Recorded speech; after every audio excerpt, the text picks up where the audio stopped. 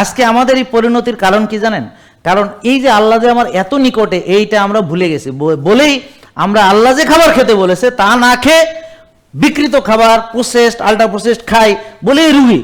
আর এরা দেখেন একটু ভালো খাবার পরিবর্তন করে এখন সুস্থ, আলহামদুলিল্লাহ।